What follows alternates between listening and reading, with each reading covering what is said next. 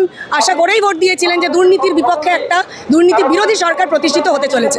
কিন্তু আমরা গভীর আক্ষেপের সাথে এই কথাটা বলতে চাই, আপনারাও আমাদের সাথে একমত হবেন যে যেভাবে বিগত দিনে যে সরকার, যে দল তৃণমূল পরিচালিত করছিল, সেই তৃণমূলের দুর্নীতিগ্রস্ত, আপাদমস্তক দুর্নীতিগ্রস্ত নেতা মন্ত্রীরা যেভাবে এই নতুন সরকারের একেবারে দলদাসে পরিণত হলেন, তাতে আর কোনো আশা পশ্চিমবঙ্গবাসীর কাছে থাকছে না যে এই সরকার দুর্নীতির বিরুদ্ধে কোনো রকম পদক্ষেপ নিতে পারবে। আপনি দেখবেন যে গণতান্ত্রিক ব্যবস্থার ক্ষেত্রে এর থেকে বড় দুর্দিন আর কিছু হতে পারে না। আপনি দুর্নীতিকে যদি শেষ করার জন্য অপেক্ষা করেন, তাহলে একটা গোটা সমাজ ব্যবস্থা যেটা 15 বছর ধরে ভোগ হলো, আপনাকে এটা ধরলে হবে না যে আমি 1.5 মাস 2 মাস এসেছি। এই গোটা সমাজ ব্যবস্থাটা 15 বছর ধরে ভুগছে। শাসকও আমি, বিরোধীও আমি, কোনো বিরোধী বলে কেউ রইলই না। বিরোধীদের তো গণতন্ত্রে একটা গুরুত্বপূর্ণ ভূমিকা থাকে। এই নতুন সরকার সেই জায়গাটা কার্যত একেবারে শেষ করে দিয়েছে। সুতরাং দুর্নীতির বিরুদ্ধে এরা দুর্নীতিগ্রস্তদের সাথে নিয়ে কতটা লড়াই করতে পারবে, আমরা ভীষণভাবেই সংশয় আছি। এমন কোনো ইস্যু নয় যেগুলো নতুন ইস্যু, সরকারকে দীর্ঘদিন সময় দিতে হবে। সরকার যবে থেকে শপথ নিলেন তার আগে থেকে সরকার এই বিষয়গুলি জানেন যে বামপন্থী শিক্ষক সংগঠনগুলো তারা লাগাতার এই আন্দোলন করে আসছেন, এই দাবি জানিয়ে আসছেন যে আমাদের যে বকেয়া ডিএ রয়েছে সেই ডিএ আমাদের দিতে হবে। এটা আমাদের অন্যতম দাবি, এটা কিন্তু একমাত্র দাবি নয়। এই যে বকেয়া ডিএর বিষয়টা জানেন এবং বর্তমানে যারা রাজ্য সরকার পরিচালনা করছেন তারা আমাদের এই প্রতিশ্রুতি দিয়েছিলেন যে আসার 15 দিনের মধ্যে এই বকেয়া ডিএ তারা দেবেন বলে ঘোষণা করবেন। আমরা দেখলাম ডিএ ঘোষণা হলো, তাও অক্টোবর মাস থেকে। এখন শুনছি যে পুজোর ছুটির সময়, পুজোর মাসেই হয়তো পাওয়া যাবে। কিন্তু আপনারা হিসেব করে দেখবেন সেখানেও প্রচুর মানে আমাদের বঞ্চনার জায়গা রয়েছে। এবং বকেয়া ডিএ নিয়ে সরকার একটি কথাও বলল না, যেটা কিন্তু রাজ্য সরকারি কর্মচারীদের কাছে, শিক্ষক শিক্ষাকর্মীদের কাছে, পৌরসভা এদের কাছে, তাদের কাছে কিন্তু এটা একটা প্রতিশ্রুতি ছিল এই সরকারের। সেই প্রতিশ্রুতি কোনো রকমই রাখার বিষয় দেখলাম না। এবং আজকে আপনি যদি দেখেন যে রাজ্যে বিগত সরকারের সময় থেকে একটার পর একটা স্কুল বন্ধ হয়ে যাচ্ছে। এই সরকার প্রতিশ্রুতি দিয়েছিলেন যে শিক্ষা ব্যবস্থার উন্নতি তারা করবেন, কিন্তু আমরা দেখলাম একইভাবে সেন্সাসের ডিউটি দেওয়া হলো, যেমন বিগত দিনেও এসআইআর এর ডিউটি এসেছিল। এবং পুরো বিদ্যালয়গুলিকে শিক্ষক শূন্য। নিয়োগ দুর্নীতি আপনারা প্রত্যেকেই জানেন, 2016 সালে একমাত্র নিয়োগ করতে পেরেছিল আগের সরকার, তারা তারপরে কোনো নিয়োগ করতে পারেনি। এবং 2016 নিয়ে যে নিয়োগ দুর্নীতি কী পরিমাণে হয়েছে সেটা পশ্চিমবঙ্গের বাচ্চারাও জেনে গেছে, স্কুলে যে শিক্ষার্থীরা রয়েছে তারাও জেনে গেছে। শিক্ষক নিযুক্ত হলেন না, এক্সিস্টিং শিক্ষকরা কোনো রকমের শিক্ষা ক্লাসগুলোকে চালাচ্ছেন। সেই জায়গায় দাঁড়িয়ে দেখা গেল আবার সেন্সাসে শিক্ষকদের তুলে নেওয়া হলো। এবং আমরা যখন প্রতিবাদ জানালাম তখন আমাদের বলা হলো যে সরকার যখন ভাবছে না, তাহলে আপনারা চিন্তা করে কি করবেন? সরকারই তো চাইছে না যে এই শিক্ষা ব্যবস্থা এইবার উন্নতি হোক বা শিক্ষা ব্যবস্থা বজায় থাকুক। সর্বসাধারণের হাত থেকে শিক্ষা ব্যবস্থাকে একেবারে দূরে করে দেওয়ার চেষ্টা হচ্ছে। আপনি ভেবে দেখুন তো, পার্শ্ব শিক্ষক, প্যারা টিচার যারা রয়েছেন, আইসিটি টিচার যারা রয়েছেন, তাদের বঞ্চনার বিষয়টা। 6-7 ফেজের আইসিটি টিচারদের কোনো রিনিউয়াল এখন পর্যন্ত হয়নি, তারা চূড়ান্ত অনিশ্চয়তার মধ্যে ভুগছেন। তারপর সারপ্লাস শিক্ষক দেখিয়ে শিক্ষকদের দূর দূরান্তে বদলি করে দেওয়া হতে পারে, এই আশঙ্কায় শিক্ষকরা ভুগছেন। এই জায়গায় দাঁড়িয়ে আজকে আমরা পথে নেমেছি। মিড ডে মিলের বিষয়টা রয়েছে, সমকাজে সমবেতনের দাবি আমাদের রয়েছে। এই এতগুলো দাবি নিয়ে আমরা কিন্তু রাস্তায় নেমেছি। শুধুমাত্র ডিএ নিয়ে যে নেমেছি তা নয়, ডিএ আমাদের অন্যতম দাবি। এটা যে অধিকার, সুপ্রিম কোর্টের রায় সেটা প্রমাণিত। সেক্ষেত্রে সরকারের ক্ষেত্রে 1 মাস 3 মাস 2 মাসের কোনো বিষয় নয়। গণতান্ত্রিক পদ্ধতিতে আমরা আজকে রাস্তায় নেমেছি নিজেদের অধিকারকে বজায় রাখার জন্য। মুখ্যমন্ত্রী বলছে যে যেখানেই হাত দিচ্ছি দুর্নীতি, আমাদের সময় দিন, আমরা সব সমাধান করে দেবো। হ্যাঁ, সে তো অবশ্যই। আমরা নতুন সরকার যখন এসছিলেন তখন নিশ্চয়ই পশ্চিমবঙ্গের অধিকাংশ জনগণ আশা করেই ভোট দিয়েছিলেন যে দুর্নীতির বিপক্ষে একটা দুর্নীতি বিরোধী সরকার প্রতিষ্ঠিত হতে চলেছে। কিন্তু আমরা গভীর আক্ষেপের সাথে এই কথাটা বলতে চাই, আপনারাও আমাদের সাথে একমত হবেন যে যেভাবে বিগত দিনে যে সরকার, যে দল তৃণমূল পরিচালিত করছিল, সেই তৃণমূলের দুর্নীতিগ্রস্ত, আপাদমস্তক দুর্নীতিগ্রস্ত নেতা মন্ত্রীরা যেভাবে এই নতুন সরকারের একেবারে দলদাসে পরিণত হলেন, তাতে আর কোনো আশা পশ্চিমবঙ্গবাসীর কাছে থাকছে না যে এই সরকার দুর্নীতির বিরুদ্ধে কোনো রকম পদক্ষেপ নিতে পারবে। আপনি দেখবেন যে গণতান্ত্রিক ব্যবস্থার ক্ষেত্রে এর থেকে বড় দুর্দিন আর কিছু হতে পারে না, যখন শাসকও আমি, বিরোধীও আমি।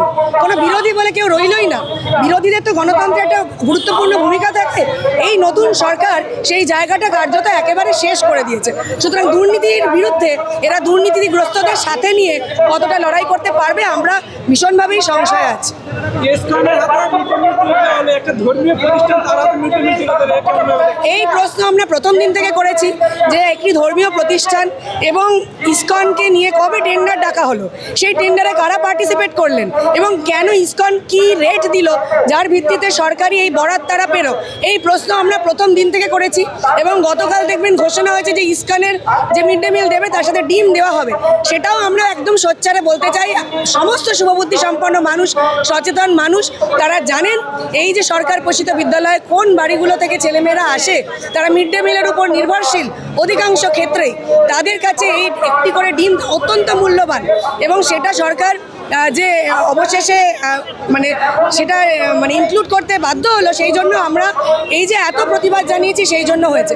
আর একটা ধর্মীয় প্রতিষ্ঠান কেমনভাবে কোনো সরকারি প্রকল্পের বরাত পায় সেই প্রশ্ন আমরা প্রথম দিন থেকে করেছি, আজও করছি। কারণ মিড ডে মিল কর্মীরা রয়েছেন আমাদের রাজ্যে যারা দীর্ঘদিন ধরে দায়িত্বের সাথে এই মিড ডে মিল রান্না করে ছাত্রছাত্রীদের পরিবেশন করছিলেন, সুষম আহার তারা বিদ্যালয়ে থেকেই পাচ্ছিল। তাহলে এই পরিবর্তনের প্রয়োজন কেন হলো? দুর্নীতির বিরুদ্ধে পদক্ষেপ নিতে গেলে এই সিস্টেম আমরা মানতে পারছি না। ইসকনকে মিড ডে মিলের দায়িত্ব দিয়েছে, আমরা দেখেছি যে মিড ডে মিলের যে খাদ্য দেওয়া হয় সেই খাদ্য নিয়ে আসে বাড়িতে হাঁস, মুরগি, এমনকি কুকুরকে দিয়েও খাওয়ানো হয়। আর ডিমের যে ডিম দেয় সে আজকের বেঁচে গেলে সেটা কালকে দেয়, সেটা অত্যন্ত খারাপ জিনিস। সেই জায়গায় যদি ইসকনকে এই মিড ডে মিলের দায়িত্ব দেওয়া হয় তাহলে বাচ্চারা সুষম আহার পাবে। সেই সঙ্গে সঙ্গে রাজ্য সরকার বলছে ডিম আমরা দেবো, তাহলে অসুবিধাটা কোথায়? না, আজকে ডিম দেবো সেটা গতকালের ঘোষণা।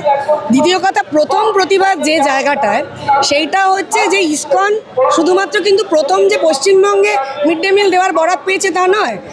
এই আমাদের বর্তমান সরকার যে দল চালাচ্ছে সেই দল অন্যান্য যেখানে যেখানে সরকারে রয়েছে সেখানে বেশ কিছু রাজ্যে তারা কিন্তু এটা করতে শুরু করেছে, মিড ডে মিল দিচ্ছে। এবং সেক্ষেত্রে ভুরি ভুরি অসুবিধার সম্মুখীন হয়েছে।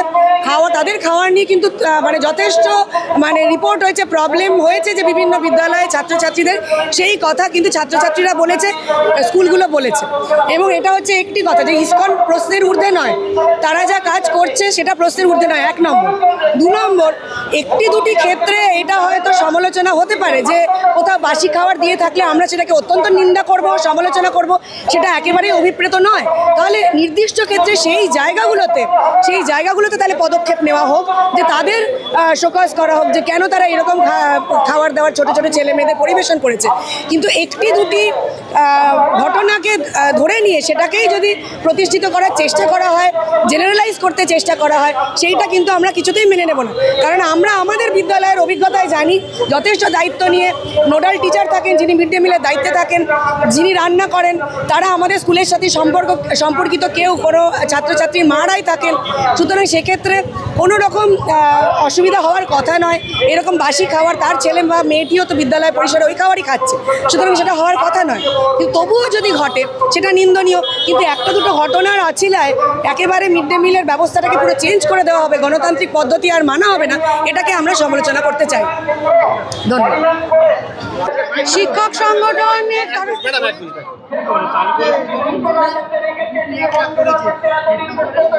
শিক্ষক সংগঠনের তরফ থেকে আজকে কলকাতার রাস্তায় আমরা নেমেছি। বিগত বহু বছরের দাবি দাওয়া, যা বিগত সরকারও করেনি, বর্তমানের সরকার যে দাবি দাওয়াগুলো মিটিয়ে দেবে বলে একটি সময় নির্দিষ্ট করার পরে এই সরকারে আসার পর থেকে সময় চলে যাচ্ছে, সেই দাবি দাওয়াগুলো কোনোভাবে মিটছে না। যেমন আমাদের প্রথম দাবি ছিল সঠিকভাবে পূর্ববর্তী সরকার, বামফ্রন্ট সরকার থাকাকালীন যেরকম প্রতি বছর এসএসসি দুর্নীতিমুক্তভাবে শিক্ষক শিক্ষিকাদের নিয়োগ করতেন, শিক্ষাকর্মীদের নিয়োগ করতেন, প্রধান শিক্ষকদের নিয়োগ করতেন, লাইব্রেরিয়ানদের নিয়োগ করতেন, সেই সব পরীক্ষা যাতে সময়সীমা মেনে চলে, সেটা বিগত 15 বছর ধরে হয়নি। এখনও অবধি নতুন সরকারের তরফ থেকে কোনো তার হিসাব পাওয়া যাচ্ছে না। তার বদলে তারা শুরু করেছেন বিভিন্ন ট্রান্সফারের ক্ষেত্রে, সেখানেও পূর্বের সরকার দুর্নীতিগ্রস্তভাবে বিভিন্ন প্রান্তিক শহর থেকে প্রান্তিক গ্রাম থেকে টিচারদের নিয়ে এসেছিলেন ফাঁকা স্কুলগুলোতে। এখন তারা যে নিয়ম করছেন সেখানে দেখা যাচ্ছে এর সাথে যুক্ত নয় সেই সকল শিক্ষক শিক্ষিকারা ফিরে যাচ্ছেন আবার সেই প্রান্তিক স্কুলগুলোতে। তার মানে বিগত সরকারের যে দুর্নীতি সেটা কিন্তু বজায় রইল। এটা আমাদের একটা দাবি দাবা। আমাদের চুক্তিভিত্তিক যে কম্পিউটার টিচাররা রয়েছেন তাদের অনেকেই কিন্তু এখনো আবার রিনিউয়াল হয়নি। তাদের কাজ থাকবে কি থাকবে না এটা আমাদের কাছে একটা প্রশ্নবোধক চিহ্ন। সেটা নিয়েও আমাদের দাবি রইল সরকারের কাছে। মিড ডে মিল নিয়ে বিভিন্নভাবে যে পরিবর্তন করা হচ্ছে সেখানে কোন শিক্ষক সংগঠন কীভাবে সরকার আলোচনা করছে এটা আমাদের জানা নেই। এই সব দাবি না, অর্থাৎ ছাত্রছাত্রী, স্কুল পরিকাঠামো, শিক্ষক নিয়োগ, এই সবটা মিলিয়ে অর্থাৎ শিক্ষা ব্যবস্থা নিয়ে যে নাজেহাল অবস্থা, তার ভবিষ্যতে কি হতে চলেছে সেই সকল দাবি দাবা নিয়ে আজকে আমরা কলকাতার রাস্তায় একত্রিত হয়েছি। কিন্তু মুখ্যমন্ত্রী বলছে আমরা সবেমাত্র ক্ষমতায় এসেছি, যেখানেই হাত দিচ্ছি দুর্নীতি, একটু সময় দিন। আপনি দুর্নীতিকে যদি শেষ করার জন্য অপেক্ষা করেন তাহলে একটা গোটা সমাজ ব্যবস্থা যেটা 15 বছর ধরে ভোগ হলো, আপনাকে ডেটা ধরলে হবে না যে আমি 1.5 মাস 2 মাস এসেছি। এই গোটা সমাজ ব্যবস্থাটা 15 বছর ধরে ভুগছে। যারা 2016-তে আমাদেরই কলিগরা যারা সঠিক পথে এসেছিল এসএসসির মাধ্যমে, তাদের কি হবে? তারা সরকার পরিবর্তনে সহায়তা করলো, তাদের কথা কি হবে? এই কথাগুলো আপনারা যদি সবে এসেছেন বললে হবে না, কারণ আপনারা যখন এসেছিলেন এই কথাগুলো বলেছিলেন 45 দিনের মধ্যেই হবে, 1 মাসের মধ্যে আমরা দেখব। তাহলে সেই সময়সীমা যদি আপনারা ফেলিওর হন তাহলে আবার করে আপনারা আমাদের সামনে আসুন, স্বীকার করুন আপনার ফেলিওর, সাহায্য নিন আমাদের থেকে। আপনারা যদি না পেরে থাকেন শিক্ষক সমাজের থেকে সাহায্য নিন। কী ব্যাপারে আপনাদের অসুবিধা হচ্ছে, কোন ইনফরমেশনে সব অসুবিধা হচ্ছে? কারণ শিক্ষক সমাজ প্রতি মুহূর্তে আপনারা যা বলছেন সেই ইনফরমেশন আপনাদের রাত্রি 10টা 11টা 12টা হেডমাস্টার মহাশয়রা পর্যন্ত কাজ করছেন। আপনারা বলতে পারবেন না যে শিক্ষক সমাজে আপনাদের হেল্প করছে না, তাহলে আপনাদের অসুবিধাটা কোথায়? তাহলে বলুন সেটা। কিন্তু এটা বলবেন না আমরা দেখতে চাই না কার আলমারি কার খাটের তলা থেকে আর টাকা বেরোচ্ছে। আমরা দেখতে চাই স্কুল ভর্তি শিক্ষক, স্কুল ভর্তি ছাত্রছাত্রী, আমাদের মিড ডে মিলে সুন্দর খাবার দাবার হচ্ছে, আমাদের ছেলেরা আরও উন্নতির পথে যাচ্ছে ছেলেমেয়েরা। আমরা এটা দেখতে চাই। আমরা অনেক দেখেছি ওই টাকা পয়সার খেলা, আমাদের আর ওই দেখিয়ে আমাদের প্রয়োজন নেই।